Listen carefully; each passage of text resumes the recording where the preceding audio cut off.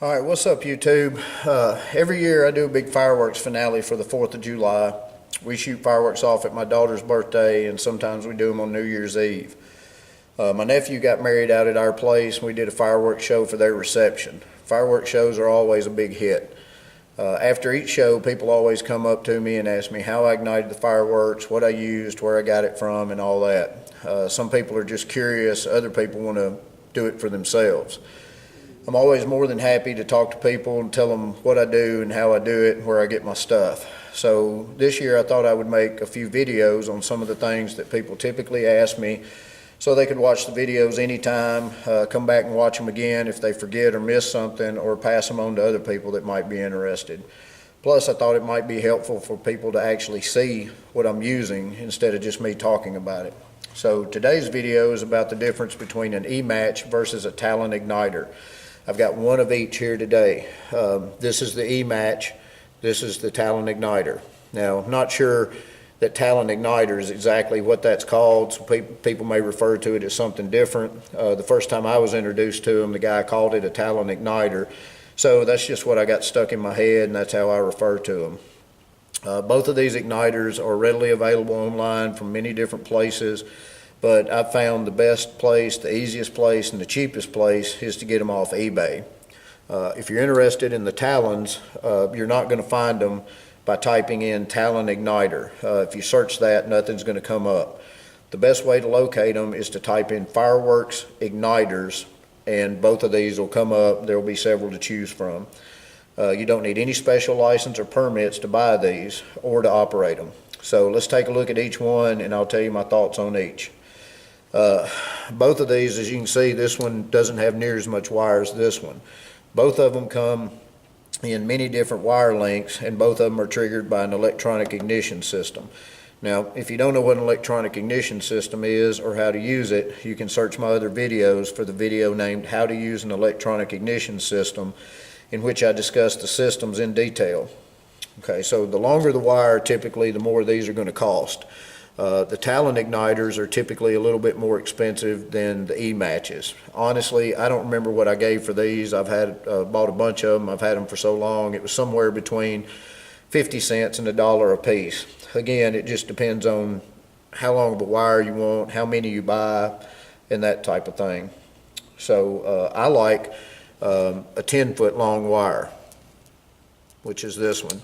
The reason I like that is because it lets me place my electronic ignition cue well away from my firework so sparks don't fall on it, don't damage it. And also, if you take a look at this cue here, it has two ports on it, port number 1 and port number 2. So by having a 10-foot wire, I can place two fireworks 20 feet apart and still ignite them with the same cue. Now, I'm calling this a 10-foot wire. If you buy these off eBay, everything you buy from eBay is going to come from China. China's on the metric system, so they're not going to be listed as 10-foot. What I'm calling a 10-foot wire will be listed as a 3-meter or 300-centimeter wire on eBay. These wire lengths can vary from anywhere as low as 0.3 meters or 30 centimeters, which is about a foot, all the way up to 10 meters or 1,000 centimeters, which is about 30 feet. Although typically you don't see too many listed that are much over 300 centimeters or the 10-foot one here. So let's look at the E-match first. This is the E-match. It stands for electronic match.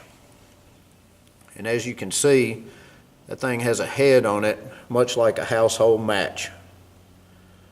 This is the first igniter I started out with, and they're pretty good.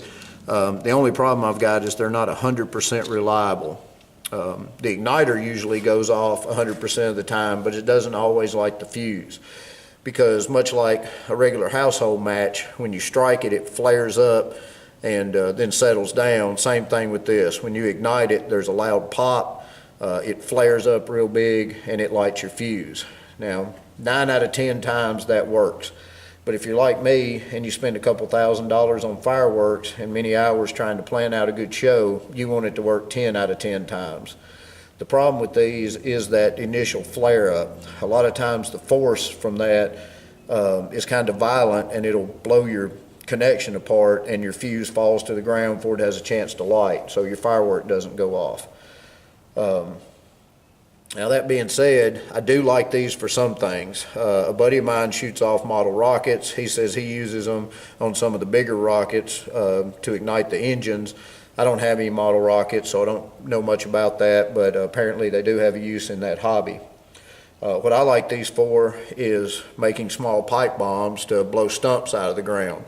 We live out in the woods, and we have cleared a lot of woods off, and you can make a small pipe bomb, auger a hole underneath a small stump, bury it, cover it back up, ignite this from a safe distance, and blow the stump out of the ground versus digging around it all day.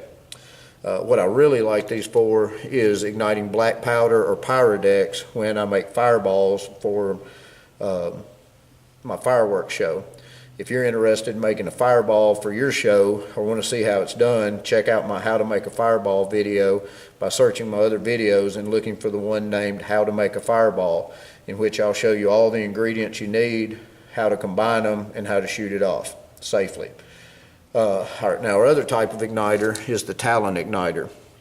And this one I like a little bit better simply because it doesn't have that flare up. It's very similar in design to the E-Match. The only difference is it has a clamp on the end of it with a little wire in there. Let me get a piece of paper here so you can see this a little better, but sorry about that. Can you see that wire in there? There's a little wire in there, and this clamp, put your fuse in, you clamp it down, and it holds your fuse next to that wire. Now these are operated, you activate your cue, it sends electricity down, it overheats that wire, the wire becomes cherry red, which is held directly against your fuse and causes the fuse to ignite.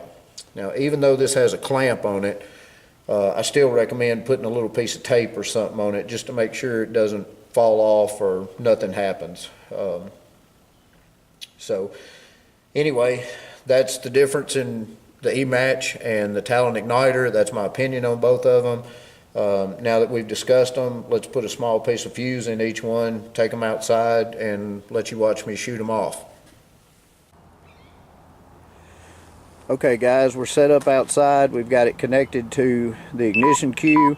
First we're going to shoot off the E-Match, and then we're going to shoot off the Talon igniter. So here goes the E-Match.